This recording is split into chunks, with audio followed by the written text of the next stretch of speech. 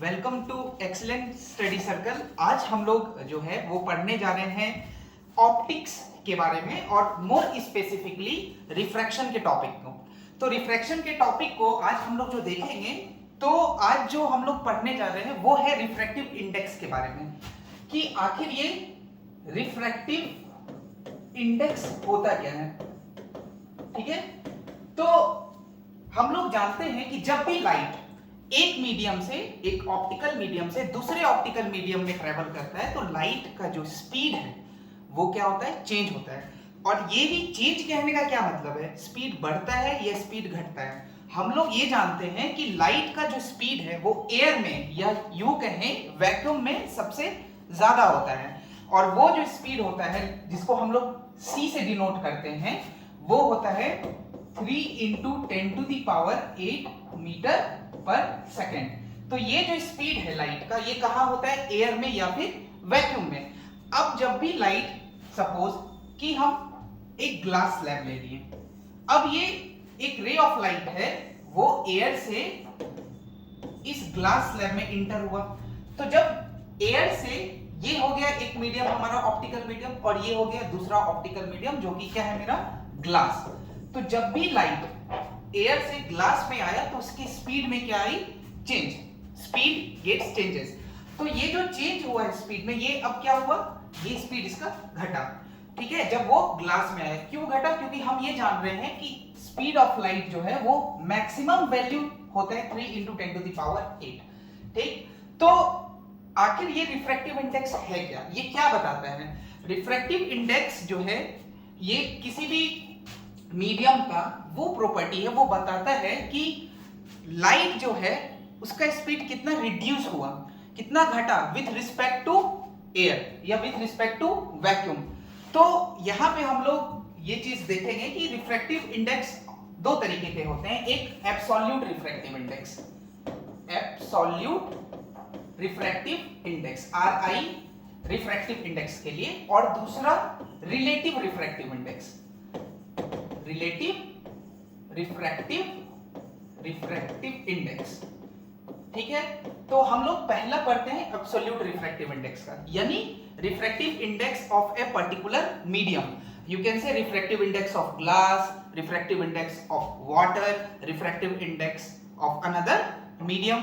तो सबसे पहला हम लोग चलते हैं, पढ़ते हैं एब्सोल्यूट रिफ्रैक्टिव इंडेक्स या simply refractive index of a given medium. तो अभी हमने कहा कि जब भी लाइट एक मीडियम बेसिकली एयर से, जब लाइट दूसरे मीडियम में, बेसिकली कहते हैं कि ग्लास या वाटर में इंटर कर रहा है, तो उसका स्पीड चेंज हो जा रहा है। तो हाउ मच एक्सटेंट कि वो उसका स्पीड बदला विथ रिस्पेक्ट टू एयर, उसी को हम लोग बोलते हैं refractive index of that medium.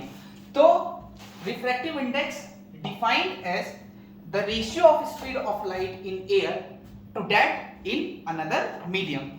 तो इसको डिनोट करते हैं न्यू से, और इसको बोलते हैं रिफ्रैक्टिव इंडेक्स, ठीक है, या एब्सोल्यूट रिफ्रैक्टिव इंडेक्स। और इसको डिफाइन करते हैं mu is equal to speed of light in air by speed of light in that medium, in that medium. That is, हम इसको लिख सकते हैं refractive index mu is defined as, it is, या absolute refractive index, it is the ratio of speed of light in air to that in the medium. ठीक, तो अब यहां पे हमको दिख रहा है कि इसकी यूनिट क्या होगी। ऊपर भी क्या है, स्पीड ऑफ लाइट। तो आगे हम लोग देखते हैं, तो इसको हम लोग लिखते हैं mu is equal to speed of light in air. Let कि ये एक ग्लास स्लैब हमने ले रखा है, अब एक रे ऑफ लाइट आया, तो इस समय जो स्पीड है, सपोज ये है एयर, तो एयर में जो स्पीड है लाइट का, उस हम लोगों ने मान रखा है c। और जैसे ये लाइट दूसरे मीडियम में आ गया, उस समय इसका स्पीड हो गया v। Then mu is equal to c by v। तो ये चीज है। तो v जो है वो है स्पीड इस मीडियम में। अब यहां से हम लोग देख सकते हैं यूनिट क्या होगा रिफ्रैक्टिव इंडेक्स का। रिफ्रैक्टिव इंडेक्स का यूनिट ऊपर क्या है c यानी मीटर पर सेकेंड स्पीड है, नीचे भी स्पीड है। तो यानी कि म्यू का जो यूनिट है कोई यूनिट नहीं होगा। तो रिफ्रैक्टिव इंडेक्स एक प्योर नंबर है, इसका कोई यूनिट नहीं है। अब ये जो है speed of light in medium in air and this is medium, this is called absolute refractive index या simply refractive index of that medium. ये जैसे बताता है कि एक्चुअली में ये अभी जैसे मैंने बताया कि ये क्या बताता है, ये बता रहा है कि वो medium how much the speed get changes, ठीक है, विद रिस्पेक्ट टू एयर। तो ये क्या बताता है कि extent of change in the speed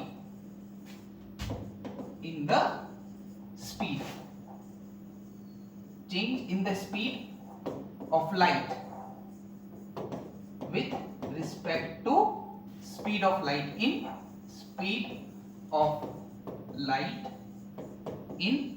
air, कि एयर के रिस्पेक्ट में कितना चेंज हुआ और ये चेंज क्या बढ़ा या घटा, डिक्रीज। क्योंकि हम पहले ही जानते हैं इस बात को कि स्पीड जो है वो मैक्सिमम एयर में होता है। तो बाकी अगर एयर से लाइट दूसरे मीडियम में आ रहा है तो जायज सी बात है उसका स्पीड क्या होगा, घटेगा। ठीक, तो अब यहाँ पे एक बात, जैसे ये एक मीडियम है, इसमें स्पीड ज्यादा है और ये मीडियम है, इसमें स्पीड क्या हो गया पहले से कम। ये चीज हम लोग देख सकते हैं कि then what it becomes speed of light in medium, any medium, let's say mu m that is equal to c by mu. तो ये जो है c से म्यू टाइम्स क्या हो गया, कम हो गया। तो दैट मीडियम जिसमें स्पीड कम हो जा रहा है लाइट का, दैट इज कॉल्ड डेंसर, और with respect to denser medium जिसपे स्पीड ज्यादा है, that is called rarer medium. तो इस केस में हम लोग बोल सकते हैं रेयरर मीडियम और इसको हम लोग बोलते हैं डेंसर मीडियम। अब रेयरर मीडियम और डेंसर मीडियम का ये मतलब नहीं है कि यहां पे हम मास डेंसिटी की बात कर रहे हैं, ठीक है। यहां पे जो रेयरर और डेंसर की बात है ये ऑप्टिकल डेंसिटी की बात कर रहे हैं हम लोग। Optical rarer medium, optically rarer medium, और ये हो जाएगा ऑप्टिकली डेंसर मीडियम, ठीक है। ऑप्टिकली रेयरर और ऑप्टिकली डेंसर कहने का मतलब ये हो गया कि इस मीडियम में लाइट के कुछ प्रॉपर्टी चेंजेस हो रहे हैं, ठीक है, दैट्स व्हाई टर्म ऑप्टिकली। और कौन सा प्रॉपर्टी है, तो स्पीड चेंज हो रहा है, लाइट का स्पीड चेंज हो रहा है, उसके वेवलेंथ पे असर पड़ रहा है, तो ये चीज है। तो यहां पे हम लोग देख रहे हैं that is what we call absolute refractive index. तो absolute refractive index of any medium is defined as the ratio of the speed of light in air to that speed of light in that medium. तो आगे हम लोग चलते हैं, मान लेते हैं कि हम लोग को पता हो गया कि म्यू क्या है, c बाय v। अब मान लेते हैं एक वेव है लाइट, ठीक है। अब ये क्या हो जाएगा, वेवलेंथ, जिसको हम लोग लैम्डा बोल देते हैं। तो कहने का मतलब ये है, हमको पता है कि लैम्डा जो होता है दैट इज इक्वल टू, किसी भी वेव के लिए जो लैम्डा होता है वो होता है speed into time period of that wave, that is lambda is equal to speed into t, और you can also write it speed into t, ठीक। तो यहां से जो है स्पीड के टर्म में अगर हम लोग देखें तो स्पीड कितने के बराबर हो जाती है, लैम्डा बाय t, और you can say lambda into frequency. क्यों, क्योंकि 1 over time period becomes frequency, ठीक है। तो अब इस चीज को हम लोग यहां पे यूज कर सकते हैं। स्पीड ऑफ लाइट, तो स्पीड ऑफ लाइट ये c डिपेंड करता है क्या, स्पीड इन एयर, और v क्या डिपेंड कर रहा है, ये क्या बता रहा है, v बता रहा है कि speed of light in that medium. तो एयर में जो स्पीड है लाइट का, तो इसका मतलब हो गया wavelength of light in air into frequency of light. In a similar manner, v जो होगा in that medium तो हो जाएगा wavelength of light in that medium into frequency. ये बात हमेशा याद रखना है कि लाइट जब एक मीडियम से दूसरे मीडियम में ट्रेवल करती है तो उसके फ्रीक्वेंसी पे कोई असर नहीं होता है। ऐसा क्यों? क्योंकि फ्रीक्वेंसी जो है लाइट का वो सोर्स पे डिपेंड करता है। सोर्स जहां पे ये लाइट रे बन रहा है, जहां पे ये लाइट रे फॉर्म हो रहा है, उसके सोर्स पे डिपेंड कर रहा है। सोर्स पे फ्रीक्वेंसी डिपेंड करता है, ना कि मीडियम पे। तो लाइट तो बन गया, वो लाइट एक मीडियम, दो मीडियम, तीन मीडियम के थ्रू ये चलता चला आ रहा है। तो ये बात जब तक सोर्स में इफेक्ट नहीं होगा तब तक फ्रीक्वेंसी पे कोई इफेक्ट नहीं होगा। तो इसका मतलब है कि while light travel from one medium to another optical medium, its frequency remain same. क्यों? क्योंकि frequency of light only depends upon the source where it originate. जहां से ये बन रहा है उसके सोर्स पे डिपेंड करेगा। तो यहां पे अभी हम लोगों ने देखा स्पीड क्या होता है, वेवलेंथ इनटू फ्रीक्वेंसी। अब वेवलेंथ तो यहां पे हम लोग लिख देंगे, तो wavelength in air into frequency by. अब हमने बताया कि अगर फ्रीक्वेंसी पे असर नहीं पड़ा और लाइट का स्पीड बदल गया, इसका मतलब है कि कहीं ना कहीं लैम्डा पे कुछ असर पड़ा होगा, वेवलेंथ पे असर पड़ा होगा। तो ये लैम्डा है एयर के लिए और ये लैम्डा किस चीज के लिए है, मीडियम के लिए। लैम्डा मीडियम इनटू, और फ्रीक्वेंसी पे कोई असर नहीं पड़ेगा, ना ही एयर में और ना ही मीडियम पे। ठीक, तो फ्रीक्वेंसी गेट्स कैंसिल आउट, तो हमारे पास क्या आ जाएगा, lambda air by lambda medium. तो ये एक और फॉर्मूला हो गया हम लोगों का रिफ्रैक्टिव इंडेक्स का। तो रिफ्रैक्टिव इंडेक्स क्या हो जाएगा, speed of light in air by speed of light in that medium, and also you can write as wavelength of that light in air by wavelength of that light in that medium, जिसका हम लोग refractive index निकाल रहे हैं। तो this is absolute refractive index. Next हम लोग चलते हैं अब रिलेटिव रिफ्रैक्टिव इंडेक्स। ये क्या होता है, तो रिलेटिव वर्ड से ही समझ में आ रहा है, relative refractive index. Relative refractive index इस वर्ड से ही समझ में आ रहा है कि रिलेटिव किसी एक के रिफ्रैक्टिव इंडेक्स का कंपैरिजन हो रहा है किसी दूसरे मीडियम के रिफ्रैक्टिव इंडेक्स से। सपोज दो मीडियम है, that is what we called medium 1, इसको हम लोगों ने बोल दिया मीडियम 1, और नेक्स्ट जो है उसको हम लोगों ने बोल दिया दैट इज मीडियम 2, मीडियम 2। ठीक, तो अब एक, और ये सपोज मान लेते हैं एयर। अब एक रे ऑफ लाइट जो है सपोज इंसिडेंट हो एयर से मीडियम 1 में, तो अभी एयर में स्पीड ऑफ लाइट क्या है, c, इसमें स्पीड मीडियम 1 में मान लेते हैं v1 और इसमें मान लेते हैं v2। ठीक, तो हम लोग निकाल रहे हैं रिलेटिव रिफ्रैक्टिव इंडेक्स, यानी refractive index of medium 1 with respect to refractive index of medium 2। तो यहां पे हम लोग देखते हैं कि refractive index of medium 1 with respect to, या with respect to the refractive index, या with respect to medium 2, और उसको हम लोग कुछ ऐसे लिखते हैं, refractive index of medium 1 with respect to medium 2, and that is, it is the ratio of absolute refractive index of 1 to that of absolute refractive index of medium 2। तो ये हम लोग हो गया relative refractive index। तो relative refractive index of 1 with respect to 2 is defined as the absolute refractive index of medium 1 to that of medium 2। तो इसको हम लोग कैसे लिखते हैं, लिखो, तो it is defined as relative refractive index of 1 with respect to 2 is defined as, लिख देते हैं रिलेटिव, RI हमेशा हम यूज करेंगे रिफ्रैक्टिव इंडेक्स के लिए, RI relative refractive index of medium 1 with respect to medium 2 is defined as the ratio of absolute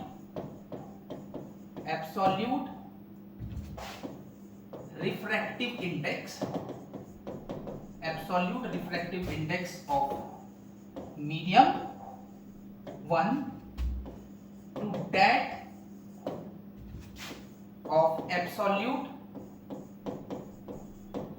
refractive index of medium 2। ठीक है, तो ये बातें हैं। तो यहां पे तो हम लोग लिखेंगे μ12 mathematically absolute refractive index of medium 1 by absolute refractive index of medium 2। अब हमने जस्ट अभी देखा कि μ1 जो होता है एब्सोल्यूट रिफ्रैक्टिव इंडेक्स, वो होता है speed of light in air, ratio of speed of light in air to speed of light in that medium. तो हमने यहां पे क्या देखा, देखो कि ये हो गया हमारा मीडियम 1। तो मीडियम 1 में जो है स्पीड हमने क्या माना है v1, और मीडियम 2 में हमने स्पीड क्या माना है v2। ठीक है, तो μ1 ये हो जाएगा स्पीड ऑफ लाइट यानी c by v1, और μ2 ये हो जाएगा speed of light in air c by speed of light in medium 2 v2। तो इस चीज को हम लोग यहां पुट कर सकते हैं। तो μ1 क्या हो जाएगा speed of light in air by speed of light in that medium 1 bye speed of light in air by speed of light in medium 2। तो यहां से हम लोगों को क्या दिख गया, तो हम लोग जो इस चीज को फिर देखेंगे तो ये क्या हो जाएगा v2 बाय v1 यानी speed of light in medium 2 by speed of light in medium 1। इसका मतलब है it is the ratio of speed of light in medium 2 to that speed of light in medium 1। और अभी just हम लोगों ने पढ़ा कि रिलेशन क्या होता है स्पीड और वेवलेंथ को। तो यहाँ पे λ2 हम लोग इंट्रोड्यूस कर रहे हैं कि वेवलेंथ ऑफ लाइट इन λ2। अभी हम लोग ने देखा, देखो यहाँ क्या देखा हम लोगों ने कि स्पीड जो होता है वो कितने के बराबर होता है लैम्डा इंटू फ्रीक्वेंसी। तो यहाँ पे तो v2 जो है ये स्पीड है मीडियम 2 में, तो उस मीडियम में जो वेवलेंथ एसोसिएटेड होगा लाइट का वो हो गया λ2 into frequency by again λ1 into frequency. Why frequency, क्योंकि हमने बताया कि फ्रीक्वेंसी जो है वो लाइट अगर एक मीडियम से दूसरे मीडियम में ट्रेवल कर रहा है तो उसके फ्रीक्वेंसी पे कोई असर नहीं पड़ेगा। तो यहां से हम लोगों को क्या मिल गया λ2 बाय λ1। तो हमारे पास दो इक्वेशन, एक ये इक्वेशन मिल गया, तीन अगर गौर से देखें तो कौन कौन सा इक्वेशन हम लोगों ने देख लिया है। तो रिलेटिव रिफ्रैक्टिव इंडेक्स के लिए हमारे पास क्या क्या आ गया μ1 विद रिस्पेक्ट टू 2 μ1 by μ2, एक और फिर यहां से मिल गया v2 by v1 और एक और λ2 by λ1। ये सारा एक्सप्रेशन जो है, ये सारा एक्सप्रेशन क्या है हमारा रिलेटिव रिफ्रैक्टिव इंडेक्स का। और अगर एब्सोल्यूट रिफ्रैक्टिव इंडेक्स की बात करें तो म्यू जो है वो c by v, और नेक्स्ट क्या मिल जा रहा है हम लोगों को, ये हो जा रहा है lambda in air by lambda in that medium. तो ये चीज है। तो ये बातें हुई हमारे रिफ्रैक्टिव इंडेक्स के बारे में। तो आखिर ये रिफ्रैक्टिव इंडेक्स इतना इंपॉर्टेंट क्यों है? क्योंकि रिफ्रैक्टिव इंडेक्स को अगर जानेंगे तभी आगे हम लोग पढ़ पाएंगे स्नेल्स लॉ के बारे में, और स्नेल्स लॉ कहीं ना कहीं मीडियम के इस रिफ्रैक्टिव इंडेक्स वाले प्रॉपर्टी पे डिपेंड करता है। अब एक बात और, अगर हम लोग ऐसा मान रहे हैं कि मान लेते हैं ये है मीडियम 1 और ये है मीडियम 2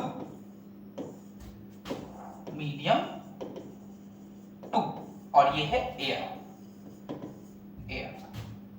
तो एक रे ऑफ लाइट इंसिडेंट हुआ एयर से मीडियम 1 में एंड अगेन मीडियम 2 में।